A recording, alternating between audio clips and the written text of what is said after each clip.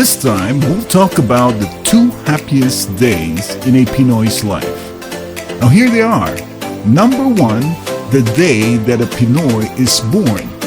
And number 2, the day a Pinoy discovered why. Now the first principle out of the 2 happiest days of Pinoy's life is the day that a Pinoy is born. We celebrate our birthdays with family, friends, food on the table, fun. This could be dancing, singing, laughing at something, or drinking. And lastly is faith. We go to church or go straight to God and thank Him for the life that He has given us. This is also the 5 F's of Pinoy, which we showed in the previous video. Many Pinoy practice this, which is a good thing. But on the other way around, many of us Pinoys also do not think of the other great day, which is why we were born. We need to discover why we were born. If not, then there's no reason to live in this world. In this video, we will learn how to discover why we were born. All of us have talents and skills in different fields. Every creation has a purpose. Let's take, for example, living in the forest, like only leaves, trees, and stones are available. As an individual, to protect ourselves from the heat of the sun or rain, we need a cover. Here, we start looking for things that can be used in covering ourselves. Now we decided to create a small house made of leaves, trees, and stones. So our purpose in creating a small house is to protect us from the heat of the sun and rain. In creating something, we use our minds. It's a mind over matter principle. The small house is a matter that came from the mind. Now where does our mind come from? Who created our minds? Since we Pinoys have faith in God, then the only answer is it came from Him. God created our minds and gave us unique gifts. Now, what are those unique gifts? Let's use the Bible as the first reference in discovering our gifts and why we were born, or what is God's purpose. The Bible talks about gifts and being productive.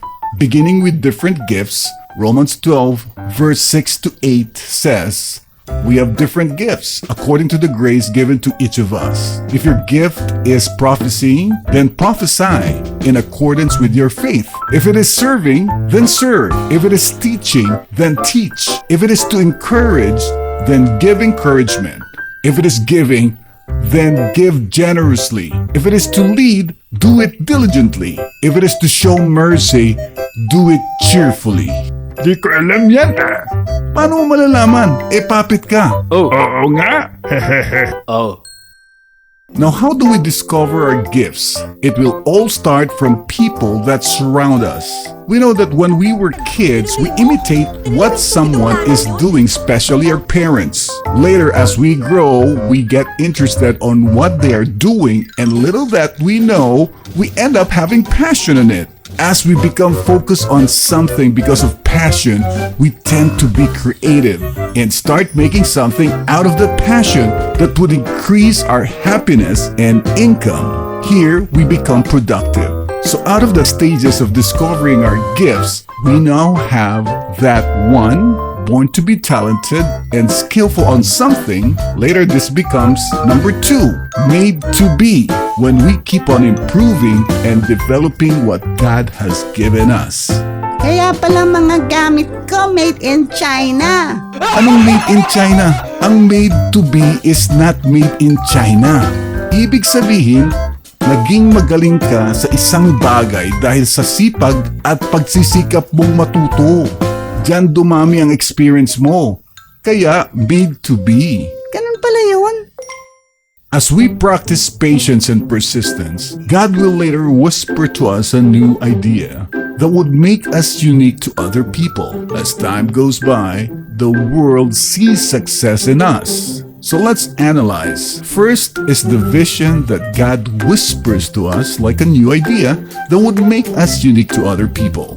This happens when God sees patience and persistence in His given passion on our talents and skills. Second is the mission, by making a plan and implementing it to reach the vision that God gave us. Here, we need to submit our plans to God so He can lead us to the right path. Teka, paano mo isasubmit yung plans mo kay God? What I mean is by praying to God or telling to Him what our plans are.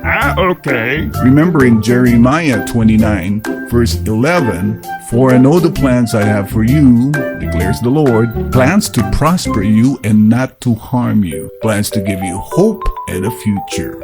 Our plans and implementations are being controlled by God. Many times we ask ourselves why our plans didn't work, because God controls it. The best part here is God's plan is better than ours.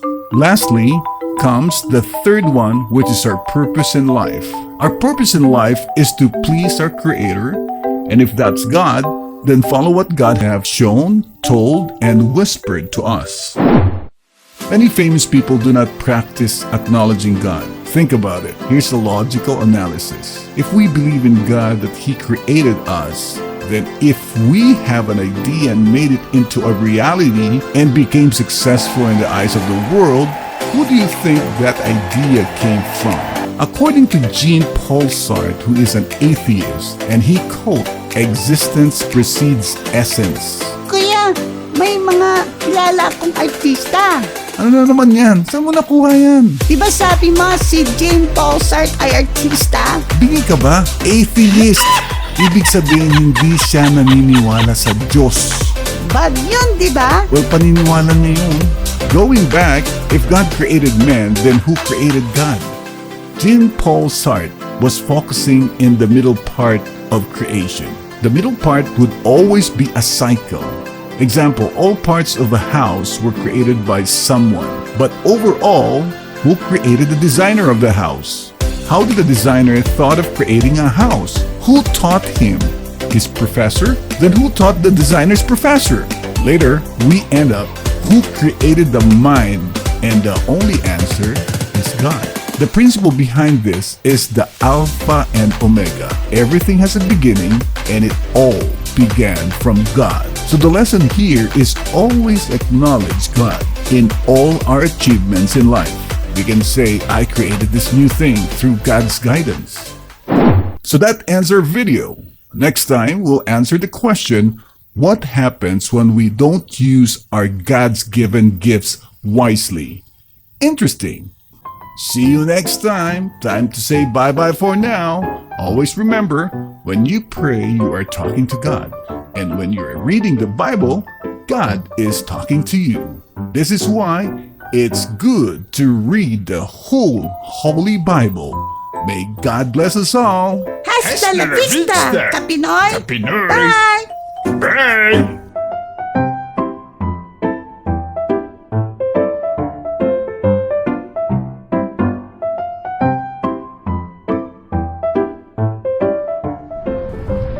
This is an infomercial production.